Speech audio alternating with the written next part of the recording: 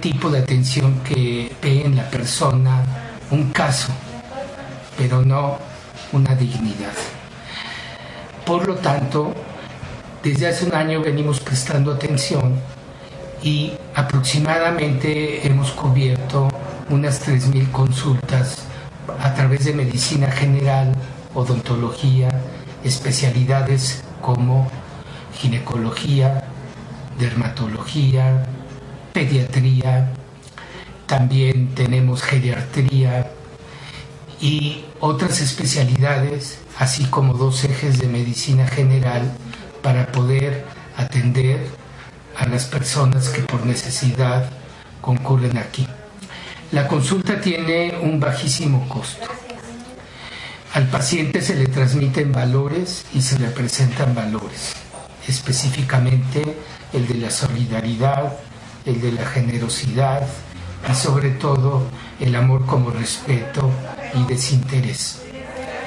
Vamos a cumplir un año, estamos haciendo un diagnóstico de necesidades, hemos nosotros interpretado con todo realismo la dificultad en la cual está sumida actualmente la familia, tanto de bajos recursos como de clase media, y también por eso hemos planeado instalar servicios de psicología clínica para cubrir las necesidades en temas difíciles y arduos como el maltrato, los niños con déficit de atención, la hiperquinesia, los problemas de pareja, los problemas de integración familiar.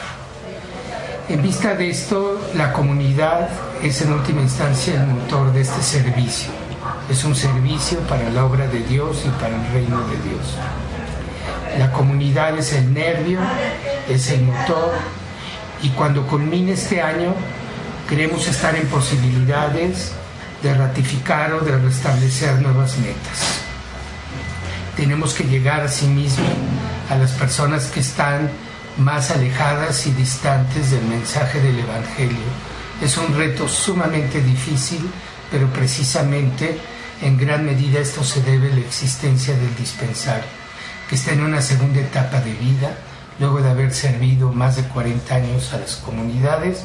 Actualmente estamos en una etapa de debut, tenemos dificultades, tenemos limitaciones, pero contamos con el entusiasmo y la inspiración de las damas voluntarias y de personas que se integran con gran sentido de caridad a esta labor. También tenemos el respaldo de Caritas y desde luego el impulso que da haber constituido un consejo económico presidido por el párroco. Esperamos poder enfrentar con todo entusiasmo y amor el gran reto que representa evolucionar, desarrollarnos, aceptar nuestros errores, enmendarlos, rectificarlos y desde luego estar sujetos a la evaluación tanto de los pacientes como del cuerpo administrativo. Dios quiera que esta labor prosiga, que esto sea un grano de mostaza que crezca, que pueda ser un árbol que dé sombra al enfermo, al necesitado, pues nuestra máxima inspiración es precisamente la de Cristo como médico. Pues recordemos que justamente Jesucristo, la mayor parte de su tiempo, la dedicó a sanar, tanto el corazón como el alma y el cuerpo. Gracias. Presentan el documental Alivio, un documental que ayuda a crear conciencia sobre la situación actual de la mujer en México. Fundación Marillac AC apoyó la presentación del documental Alivio, en el que se narran las historias de 3 enfermeras. Después su apoyo con este movimiento en donde estamos enfocándonos en 3 cosas: el derecho de la mujer de vivir sin violencia, el derecho a recibir una educación y a tener un trabajo digno. Pues ellas han sido muy generosas al compartir su historia, una tarea que no ha sido fácil, como ustedes después verán, abrir su corazón, abrir sus casas, para compartirla con nosotros y para ser un ejemplo de superación, de resiliencia para todos nosotros, que podemos nosotros aplicar para cualquier obstáculo a nivel personal que nosotros tengamos. Créanme, hay mucho que aprender de estas 3 historias y lo digo también por experiencia personal. También quisiera...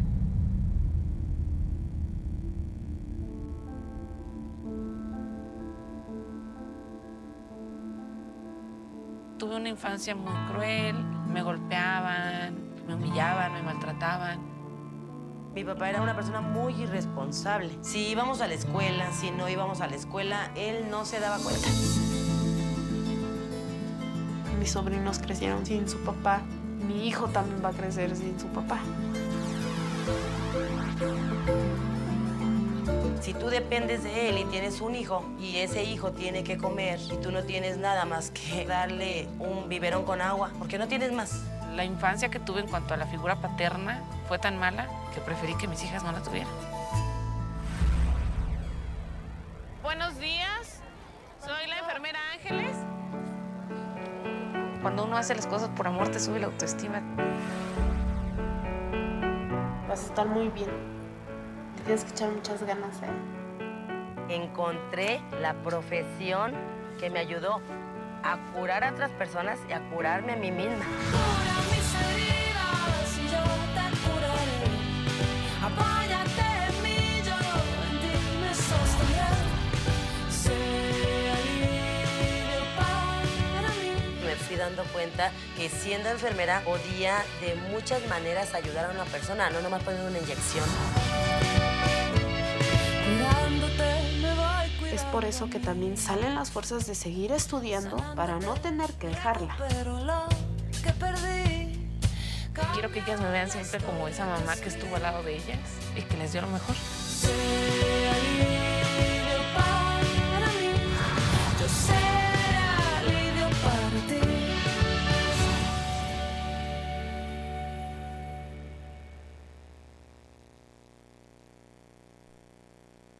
El documental busca crear conciencia en las mujeres para erradicar la violencia y buscar mejores maneras de vida. Muchas emociones encontradas, el ver pues el que esté pasando tu vida ahí, pero con una finalidad, ¿no? Con la finalidad en un momento dado de poder sacar y ayudar a muchas mujeres a salir adelante. La finalidad es esa, que muchas mujeres o muchas personas que estén sufriendo este tipo de situaciones o violencia puedan salir adelante al ver los testimonios que nosotros vivimos y que pudimos salir adelante gracias a apoyándote a tu familia, a tus hijos, a tu trabajo, a poder ayudar a los demás. Te hacen engrandecer también. Para Anunciación TV, Cristina Vázquez. La Asociación Pasos por la Vida llevó a cabo la 4ª caminata por la vida Caminemos Juntos. La Asociación Pasos por la Vida, junto con otras organizaciones de la sociedad civil como Red Familia y la Unión Nacional de Padres de Familia, llevaron a cabo la 4ª Marcha por la Vida Caminemos Juntos, que partió del Monumento a la Madre con destino a la Asamblea Legislativa del Distrito Federal para exigir la derogación de las leyes abortivas del DF, así como para pedir leyes y políticas públicas que apoyen a las mujeres embarazadas que atraviesan por una situación vulnerable. Estamos aquí en la 4ª Marcha por la Vida ya, en donde cientos de jóvenes, cientos de familias vamos a marchar hacia la Asamblea Legislativa del Distrito Federal para exigir la derogación del aborto. En medida de esto, vamos también a exigir políticas públicas que vayan a favor de la mujer embarazada. Estamos aquí cientos de organizaciones, tenemos representación de 13 estados del país, entonces cada vez somos más los mexicanos que estamos a favor de la vida, que en este sentido nos manifestamos para que termine el aborto en la Ciudad de México y en todo el país. ¿Pasos por la Vida?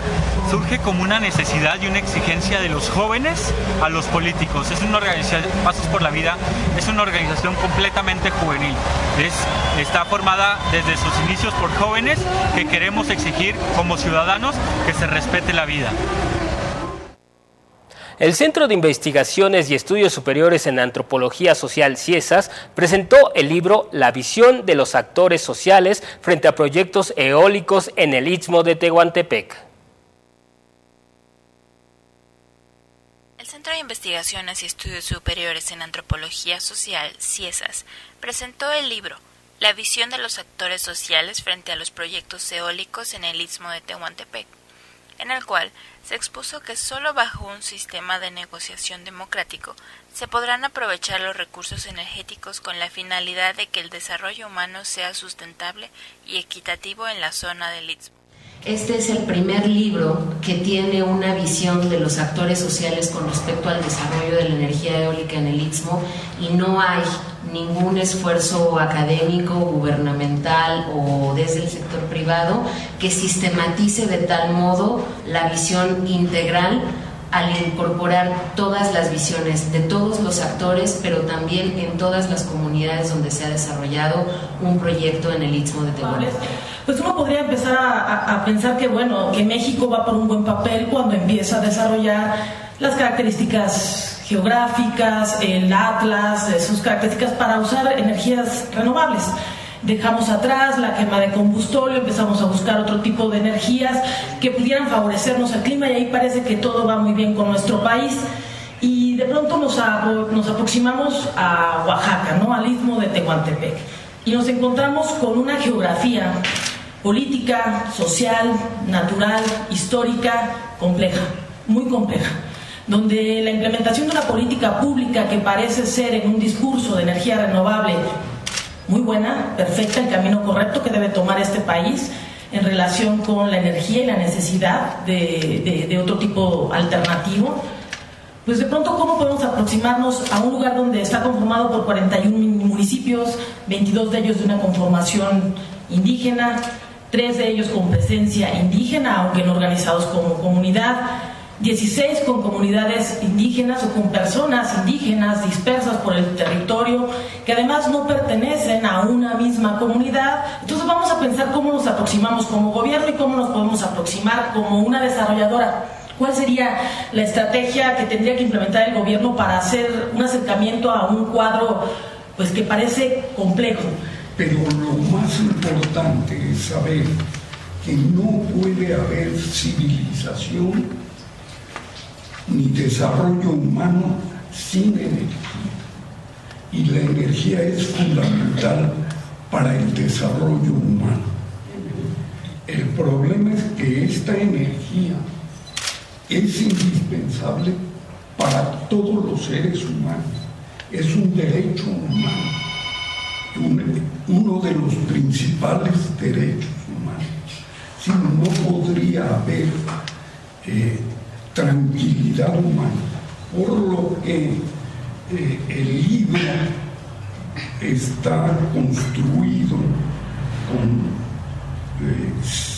5 capítulos, una introducción que hizo Abraham, así que tuvimos que discutir el concepto de las energías renovables, la importancia de los proyectos eólicos, pero sin dejar de pensar en la parte social, porque se gasta mucho dinero en otras cosas, y en el tema más relevante desde mi punto de vista como antropólogo, que es el hombre, el beneficiario, es el que no se estudia. Se estudia al final o cuando se presentan los conflictos. Entonces, después estudiamos los municipios y las comunidades. Están descritas una por una los problemas que tienen. Luego, el otro tema, como ustedes lo señalaban, es la tenencia de la tierra, sobre qué territorio vamos a trabajar y de quién es el territorio. Y por otro lado, la palabra de los actores sociales. Yo creo que esa es la más importante, porque es mejor saber qué piensa la gente común y corriente, el que tiene una familia con 5 hectáreas, el que tiene media hectárea y le tocó un generador, el que tiene 50 hectáreas y le tocaron 50 generadores, en fin. Para Anunciación TV, Cristina Vázquez. Más información sobre el quehacer sin lucro de la sociedad civil mexicana en www.anunciacion.com.mx. Tenga usted un muy buen día. Hasta la próxima.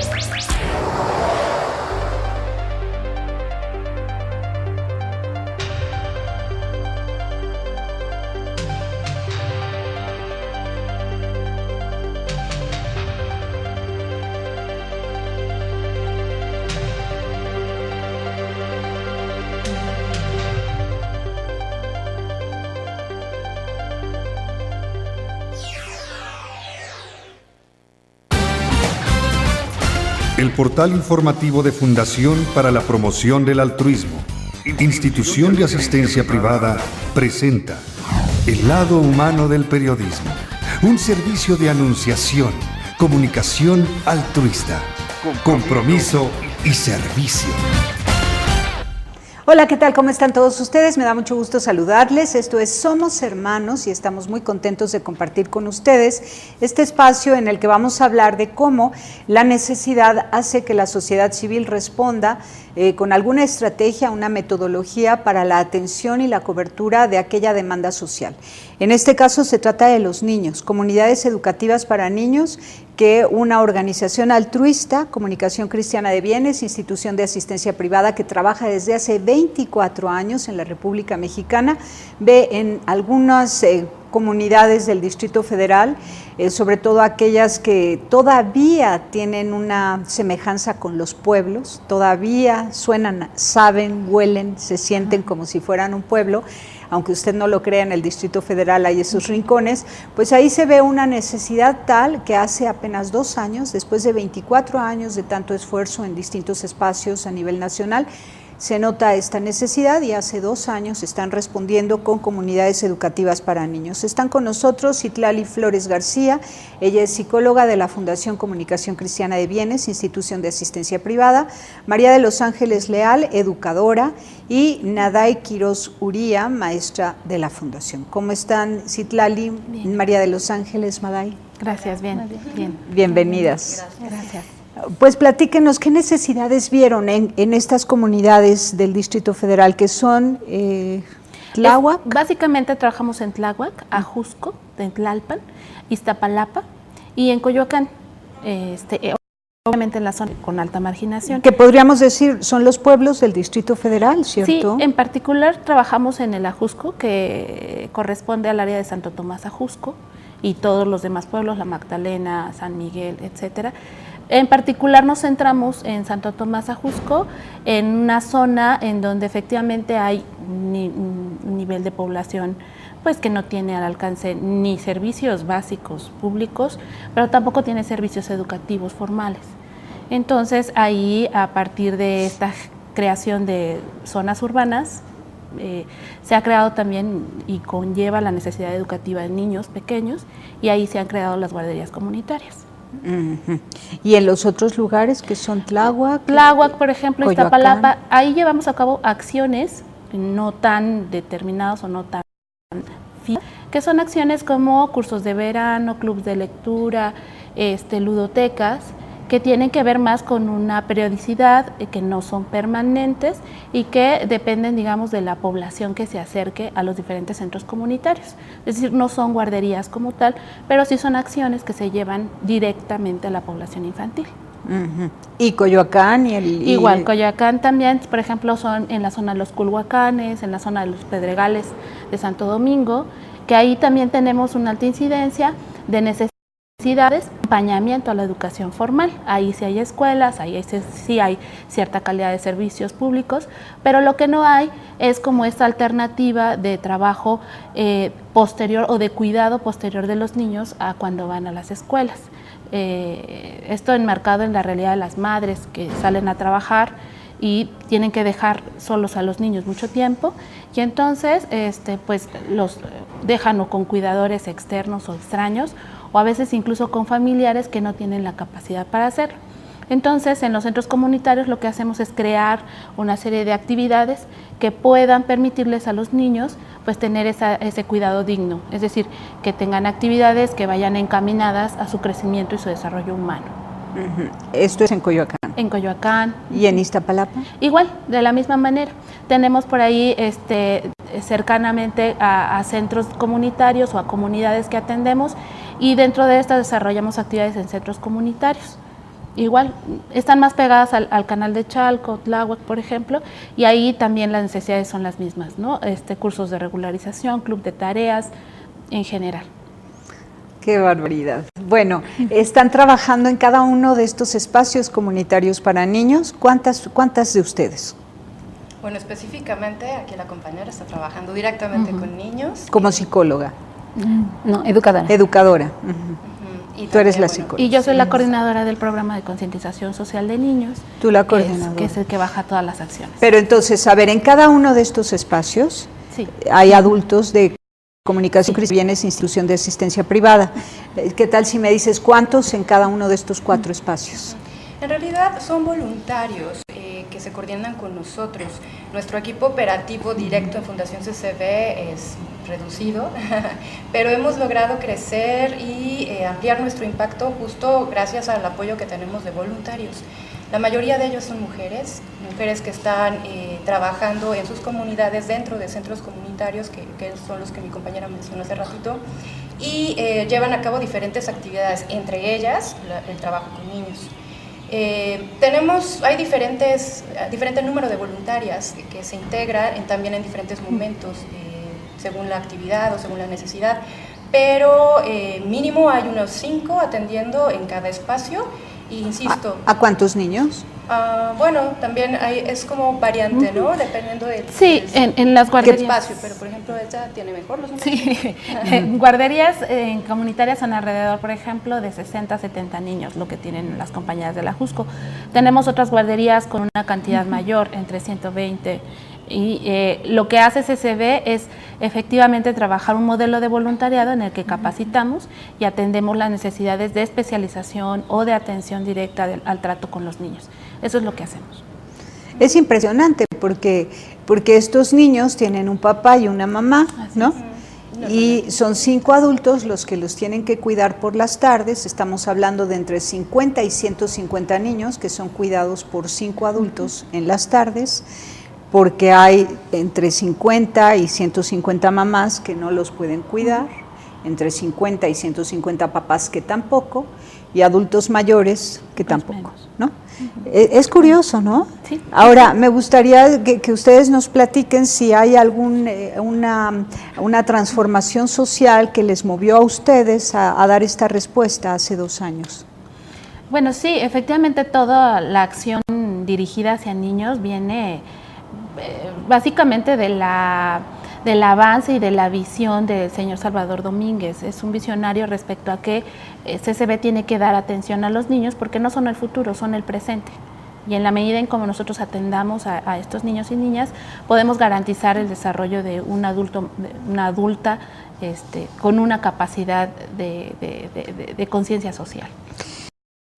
María Ángeles Leal, tú eres educadora de Fundación Comunicación Cristiana de Bienes. Después de este corte, me gustaría que nos platiques cuáles son los problemas familiares que viven los niños que llegan a estos espacios. Claro que ¿Cuáles son sus sentimientos, sus emociones, sus problemas afectivos, psicológicos, en fin? ¿Qué es lo que detectas en ellos y cómo a través de una estrategia educativa logras ayudarles a salir de eso? Vamos a un corte y regresamos.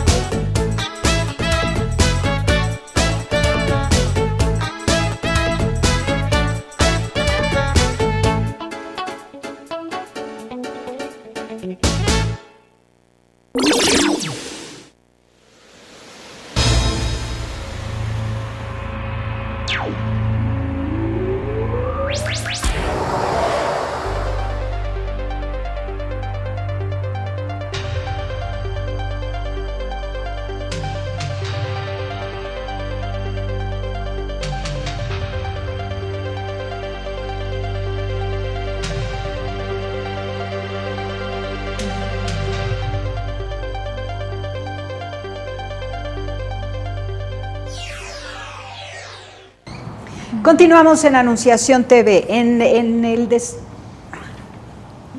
Bueno, continuamos, esto es Somos Hermanos, y lo que pasa es que vamos a KW Televisión con este programa y me encanta, pues de repente digo, estamos en Anunciación TV porque en verdad estamos transmitiendo en vivo a través de Anunciación TV, pero en este momento este programa ha sido seleccionado para mandarlo también a KW Televisión, así que comienzo.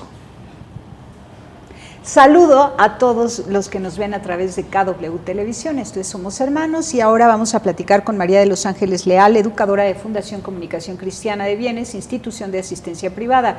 Ella es voluntaria de este grupo de voluntarios que hace 2 años se incorporó a una nueva actividad de Comunicación Cristiana de Bienes que, liderada por Salvador Domínguez Reynoso, tuvo a bien decidir hacer centros comunitarios para niños o comunidades educativas para niños en 4 espacios que son todavía pueblo dentro de la Ciudad de México, que son Tláhuac, Iztapalapa, Coyoacán y el Ajusco. María de los Ángeles, ¿tú dónde estás? De estas 4 espacios, ¿tú en cuál estás? Yo me ubico en el Ajusco, entre la carretera libre de Cuernavaca y el pueblo de San Miguel Ajusco. Preciosísimo lugar. Sí, es un asentamiento irregular. La población llega a ser cerca de 10,000 personas, son 18 colonias, que están asentadas en este lugar. Y bueno, yo llego ahí a vivir hace 12 años y voy viendo la problemática social. Los niños no tienen escuelas a dónde ir. Y bueno, yo soy educadora, con otra compañerita que también es educadora y 2 madres de familia, pues decidimos hacer un pequeño proyecto cuidando a los niños de la comunidad. Al principio únicamente eran 10 niños, 12 niños, pero nos damos cuenta que es una necesidad en estas comunidades y entonces empiezan a llegar más niños y más niños. Entonces pues empiezan a surgir nuevos problemas, de decir, bueno, ¿dónde vamos a tener a 12 niños? La comunidad nos presta un espacio, nosotros empezamos a trabajar en este espacio, a acondicionarlo y decir, bueno, probablemente podamos darles educación a estos 12 niños, pero nos damos cuenta que su problema no es solamente la educación, también es la alimentación.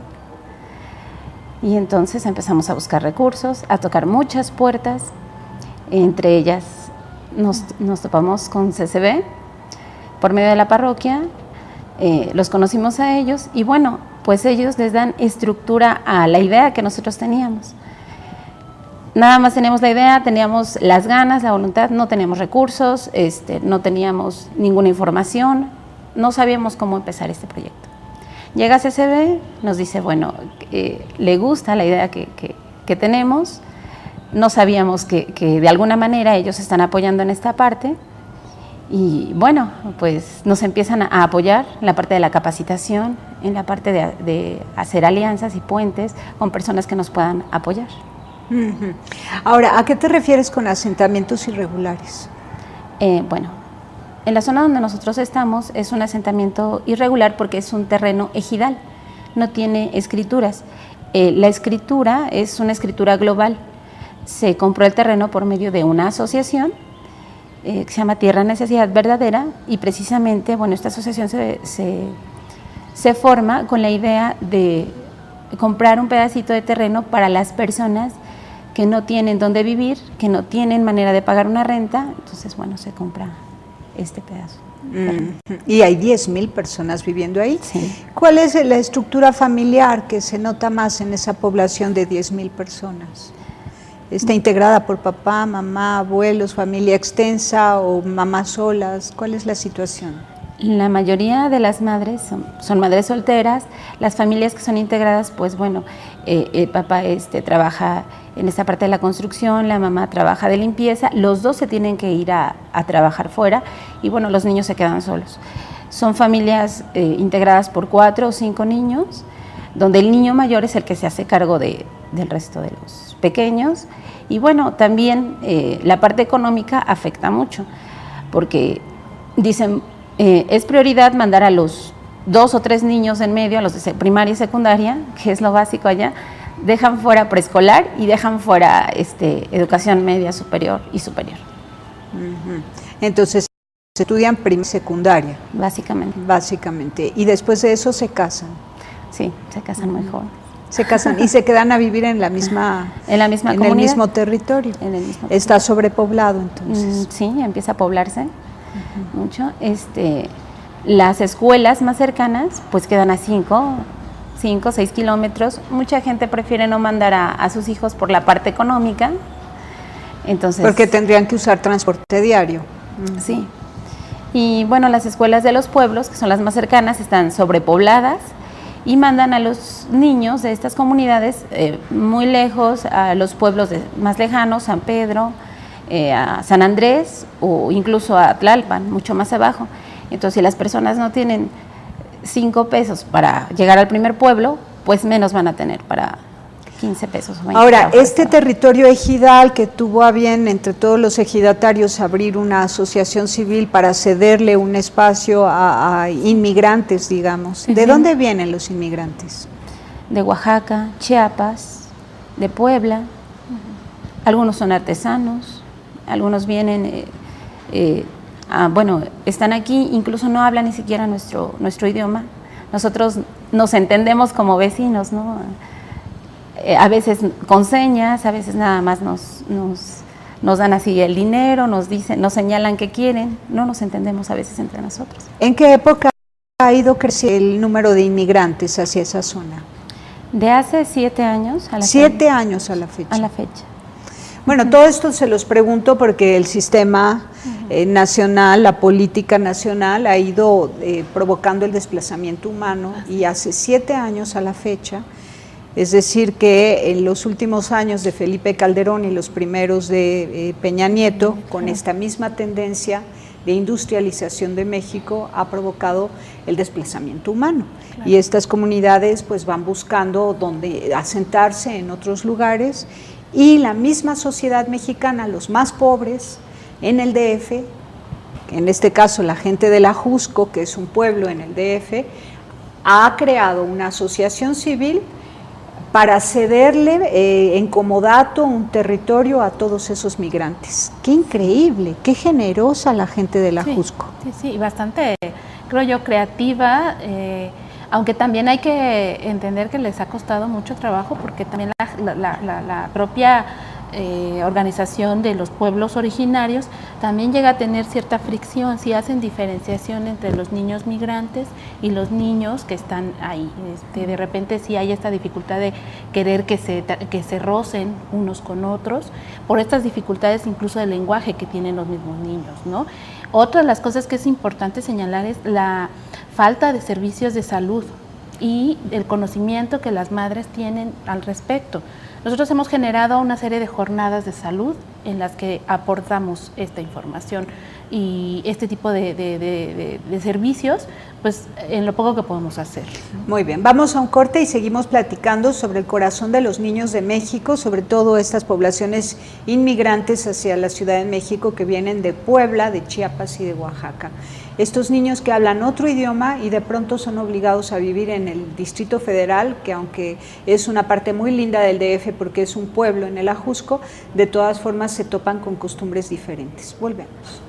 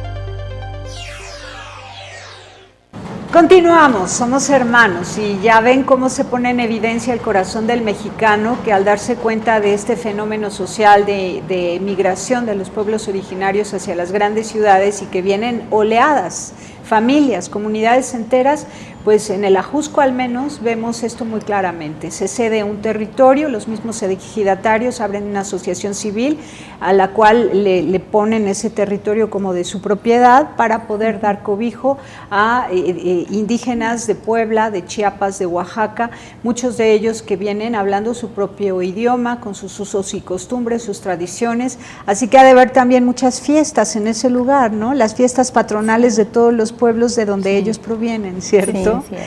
Ahora, la relación padre, papá e hijos cuando es ausente, mamá e hijos cuando está sola, papá e hijos cuando está solo a cargo de los hijos y las consecuencias en el corazón de los niños ante esta fractura familiar. ¿Quién nos expone el tema? Bueno, ha sido un fenómeno interesante el darnos cuenta que se rompe ya el paradigma en cuanto a la familia. Lo que nos ha sorprendido es ver que las mujeres ya salen a trabajar y entonces buscan este tipo de apoyos, las guarderías, pero ha sido como muy interesante observar que no solo las mamás, sino también está el fenómeno de los padres que sin una mujer a su lado, sin una compañera, se quedan a cuidado de los niños. De cada 10 familias monoparentales, ¿cuántos son papá con hijo? Máximo 1 o 2 son los fenómenos que hemos visto y sí se nota cierta preocupación, cierta ansiedad porque no tienen o no creen tener las herramientas ni las habilidades para el cuidado de los menores. ¿A dónde se van esas mamás que dejan a sus hijos en abandono con el papá? Generalmente a jornadas de trabajo extenuantes, entre 8 a 16 horas, porque hay que recordar que tienen que hacer muy largos hacia los lugares de trabajo, más la jornada de trabajo y igual el regreso, ¿no? O sea, son jornadas que corresponden a 16, 14 horas de estar ausentes, ¿no? de casa, y eso también ha generado pues, otra fuente de oportunidades para CCV en cuanto a las acciones que realizamos. Nosotros queremos como fortalecer estas áreas en donde los niños se quedan como al cuidado de otras personas y que estas otras personas tengan la capacidad de darles los cuidados que requieren. Como el caso de María de los Ángeles, que es educadora, y Maday Quiroz Uría, que es maestra. Ustedes son el prototipo de las mujeres que están siendo responsables de niños cuyos papás pues brillan por su ausencia en el hogar. ¿Cuáles son los problemas emocionales que detectan en estos niños? Bueno, hay de todo tipo de problemas, sobre todo como son familias disfuncionales, pues la parte de la mamá que no llena a nadie, en el caso de los padres solteros, pues queda ahí, y entonces la necesidad de alguien que te guíe pues es muy evidente en los niños. Y en el caso contrario, también si no hay un papá presente y ven a mamá trabajando todo el tiempo, se vuelven más responsables, se sienten con ellos, responsables también de hacer los quehaceres en casa, de apoyar con los hermanos menores, se sienten a veces hasta como los papás, ¿no? Hay niños de 5 años que dicen, es que tengo que ayudar a mi mamá, es que tengo que vestir a mi hermana, es que tengo que arreglarla, es que tengo que llevarla a la escuela. ¿Y las consecuencias cuáles serían en su edad joven o adulta? Pues generalmente están solos, a veces no tienen como una referencia clara de algún modelo, por ejemplo, que seguir, entonces el que está pues a la mano, de repente a lo mejor un chico en la calle y tal, es la referencia inmediata y pues no hay como una identidad, digamos, fuerte de valores y demás que le permita como tener una vida más digna, ¿no? Claro, porque eso es lo que hemos visto, ¿no? En la evolución de estos niños, en la medida que van adquiriendo mayor edad, vemos que van de bien a regulis y de regulis a mal. Es decir, que Al principio son niños muy responsables, llegan a un hartazgo, una fatiga emocional tremenda por las cargas de responsabilidad que tienen al sustituir al papá o a la mamá en casa, al tratar de ocupar un rol que no le corresponde, y después empiezan a flaquear en la escuela y después empiezan a flaquear en el plano social y afectivo, y en la adolescencia comienza la droga, el sexo. ¿Qué es lo que ven en la población adolescente en los 4 espacios que son pueblos en la Ciudad de México? Yo creo que un fenómeno es el que tenemos que plantear y que hay que decirlo como con todas sus letras. Los niños no tienen infancia. En estas comunidades lo más doloroso es que no hay infancia para ellos. O sea, la opción es hacerse adultos y cuidadores de otros. Y efectivamente, para cuando llegan entre los 12, 13 años, ya están tremendamente hartos de ser padres de sus hermanos. Entonces, hay 2 opciones para ellos: o lo siguen, pero ahora con sus reglas, con su pareja o con la pareja que más o menos pudieron elegir, o dicen no y rompo con las reglas socialmente asignadas, que es la parte del comportamiento antisocial, el comportamiento de robo, de conductas ilegales, por ejemplo. El consumo de drogas es evidente que es alto, ¿no? Sobre todo el consumo de la marihuana, que ahora ya es mucho más habitual y se reconoce. ¿Por qué?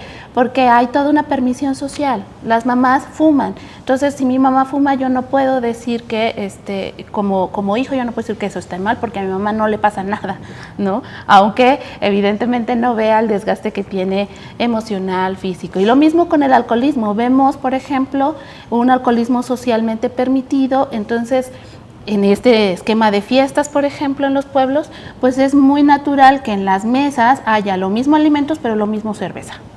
Y entonces los niños, aunque sean de edades muy tempranas, van a jugar por este coqueteo, esta exploración, este sentido de conocer, curiosidad. Y entonces ves que ya cuando los adultos están más o menos borrachitos, los niños pasan probando las cervezas que están tiradas o en la mesa. Bueno, y si no estuvieran los espacios educativos para niños de Comunicación Cristiana de Bienes, institución de asistencia privada, el fenómeno antisocial de la adolescencia que es provocado por familias rotas de origen, que hacen que la ausencia de papá o mamá afecte, lacere el corazón de los niños, que les cargue una responsabilidad que no les corresponde, que se cansen de esa responsabilidad y que vivan un relajamiento total en la adolescencia. Gracias a los espacios de niños que ustedes tienen, pues se contiene, se va conteniendo hasta que llega un punto en que, pese a toda contención institucional, aparece esto que han ido ellos pues cargando en su corazón, que es una frustración enorme. Tienes un minuto para cerrar el programa. Bueno, creo yo que es importante por eso hablar de la vinculación de la comunidad con estos espacios también, que la comunidad se sienta también corresponsable de la educación y del cuidado de estos pequeños. Las estancias infantiles como en las que trabaja Ángeles son muy importantes, son los espacios primeros donde están los niños, donde tienen acceso a alimentación, por supuesto a educación. Pero también creo que han sido muy padres en términos de poder ser espacios que jalan a otra gente, que sensibilizan a los papás, sensibilizan a los cuidadores y a su vez a otros actores de la comunidad para hacerlos, insisto, corresponsables en el cuidado de ellos, ¿no? Y que los pequeños, bueno, tengan una mejor opción de desarrollo dentro del espacio de la estancia, pero también posteriormente y poco a poco fuera de la misma. Muy bien, bueno, estas cosas pasan en la República Mexicana y esperemos que todos los que escuchan este programa estén atentos para ver cómo con sus decisiones políticas y económicas van previniendo los males sociales. Muchísimas gracias. Gracias. Pásela bien haciendo el bien. Hasta la próxima. Sí hay soluciones. Aquí, en el portal informativo de Fundación para la Promoción del Altruismo, institución de asistencia privada. El lado humano del periodismo. Un servicio de anunciación. Comunicación altruista. Participa en Facebook, Todo México Somos Hermanos, y síguenos en Twitter, @somos_hermanos.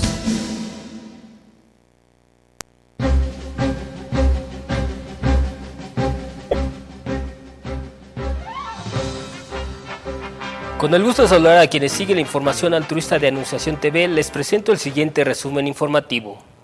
conoce la labor que realiza en favor de la sociedad vulnerable el dispensario médico Mosén Sol de Fátima, Asociación Civil. Del dispensario Mosén Sol, Asociación Civil. Este dispensario va a cumplir un año de estar atendiendo la dignidad y la calidad de las personas que componen la comunidad de fieles de la parroquia de Fátima. Precisamente la parroquia de Fátima, por medio del párroco Jaime Vargas, ha impulsado este proyecto y ha inspirado para que nosotros demos un acompañamiento a la familia que actualmente vive situaciones muy difíciles, hasta dramáticas. Un acompañamiento en el terreno de la salud a través de la evangelización. Este acompañamiento implica presencia, vocación, integración de un voluntariado médico, de enfermería, administrativo, que realmente sea una alternativa a aquel tipo de atención que ve en la persona un caso, pero no una dignidad. Por lo tanto, desde hace un año venimos prestando atención y aproximadamente hemos cubierto unas 3,000 consultas a través de medicina general, odontología, especialidades como ginecología, dermatología, pediatría, también tenemos geriatría y otras especialidades, así como 2 ejes de medicina general para poder atender a las personas que por necesidad concurren aquí. La consulta tiene un bajísimo costo. Al paciente se le transmiten valores y se le presentan valores, específicamente el de la solidaridad, el de la generosidad y sobre todo el amor como respeto y desinterés. Vamos a cumplir un año, estamos haciendo un diagnóstico de necesidades, hemos nosotros interpretado con todo realismo la dificultad en la cual está sumida actualmente la familia, tanto de bajos recursos como de clase media, y también por eso hemos planeado instalar servicios de psicología clínica para cubrir las necesidades en temas difíciles y arduos como el maltrato